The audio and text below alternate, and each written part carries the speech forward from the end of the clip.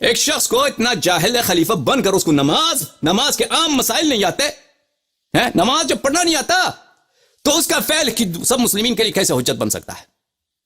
اس کا جواب دو ہمیں، پہلے اس کا جواب دو ہمیں. یا یہ تم قرآن کی تصدیق من لم يحكم بما انزل الله فاولئك هم الكافرون، یہ حکم بغیر ما انزل اللہ ہے. اس کی نہ کوئی حدیث ہے نہ کوئی آیت ہے استخلاف کی نہ کوئی حدیث ہے نہ کوئی آیت. یہ حکم بغیر ما انزل اللہ ہے، اور جو اس کا قائل ہے وہ کافر ہے. یہ بدعت فی الدین. واللہ خدا جانتا ہے کہ میرا استدلال میں کوئی غبار نہیں ہے. ہاں یہ بات ہے کہ میں ابھی فی الحال آپ کو کتابیں نہیں دکھا رہا.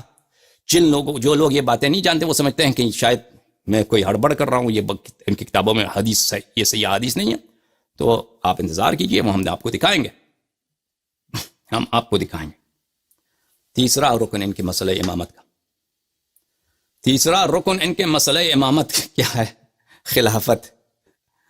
مسئلہ امامت و خلافت ان کا کیا ہے؟ یہ ہے کہ کوئی بالقہر والغلبہ، چاہے وہ فاسق ہو، فاجر ہو، شرابی ہو، تارک الصلاح ہو، دنیا کا جتنا فاسق آدمی ہو، ٹھیک ہے نا، وہ تلوار لے کے بھائی سب کو قتل کر کے مخالفین کو قتل کر کے خلیفہ بن جائے. جیسے مثلا افغانستان میں، ٹھیک ہے نا، طالبان نے انہوں نے اتنا جنگ بھی نہیں کیا. حقیقت یہ ہے طالبان نے وہ ایک سمجھوتے کے طور پر، خیانت غداری کے طور پر، اور بہت غداری، یعنی بہت سارے لوگوں نے غداری کیا ہے. نہ صرف پڑوسیوں نے غداری کی، پاکستان نے غداری کی، ایران نے غداری کی، امریکہ نے غداری کیا، اور افغانستان کے جو گندے سیاستدان ہیں انہوں نے غداری. طالبان کو حکومت مل گیا. لیکن دنیا میں ایسے بھی تھے کہ بہت سارے فاسق تھے، فاجر تھے، جو بن جاتے تھے خلیفہ، قتل کر اپنے باپ کو قتل کر کے خلیفہ بنتے تھے، اپنے بھائی کو قتل کر کے خلیفہ بنتے تھے.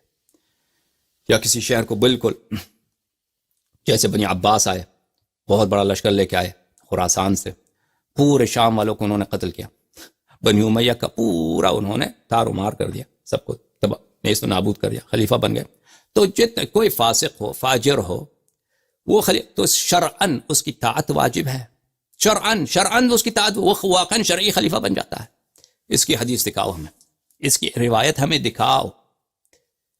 یہ تمہارا جو نظریہ خلافت، حقیقت تو یہ ہے کہ تمہارے پاس خلیفہ بننے کے 3 طریقے ہیں. ایک ہے اختیار، اس کی کوئی حدیث نہیں ہے، کوئی روایت نہیں ہے، کوئی آیت نہیں ہے. ایک ہے استخلاف، اور ایک ہے کیا؟ السلطہ بالقہر والغلبہ، کہ تلوار کے ذریعے کوئی مسلمانوں کو مغلوب کر کے خلیفہ بن جائے، چاہے وہ کتنا فاسق ہی نہ ہو. مختار الثقفی خلافت کا دعوے دار تھا.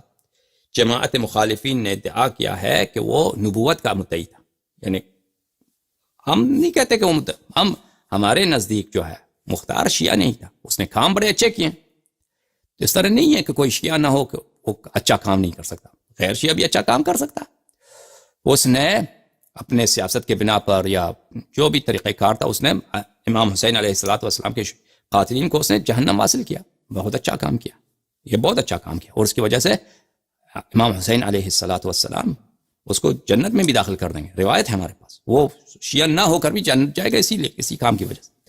ہمارے نزدیک وہ نبوت کا مدعی نہیں تھا. جماعت مخالفین نے ادعا کیا ہے کہ وہ اس نے نبوت کا ادعا کیا تھا، کیونکہ اس کا جھگڑا چل رہا تھا کس سے؟ بنی امیہ سے. اور ان کے احادیث جو ہے بنی امیہ کے فلٹر سے، تواریخ ان کا بنی امیہ کے فلٹر سے گزر کے آ رہا ہے. تو اس زمانے میں جتنے روات تھے وہ یا تو قاضی ہوتے تھے یا امام جمعہ ہوتے تھے، دربار سے ان کو وظیفے ملتے تھے، تو وہ دربار کو راضی رکھنے کے لیے فتوے دیتے تھے، احادیث بھی بناتے تھے. جیسے انہوں نے یہ خلافت کا یہ رکن بنا دیا کہ خلیفہ بالقہر والغلبہ بالسیف بھی آ جائے، فاسق بھی ہو وہ خلیفہ بنتا ہے. تو یہ کوئی شرعی بات تو نہیں ہے، یہ خلفاء نے اپنے زور سے جو ہے علماء سے اس کو بات کو اسلام کا جز بنوایا. تو اس کے متعلق یہ ہے کہ اس نے نبوت کا بھی دعویٰ کیا. تو ان کے نزدیک عامر ابن واثلہ، ابو الطفیل عامر ابن واثلہ صحابی ہے. اس کا کیا تھا؟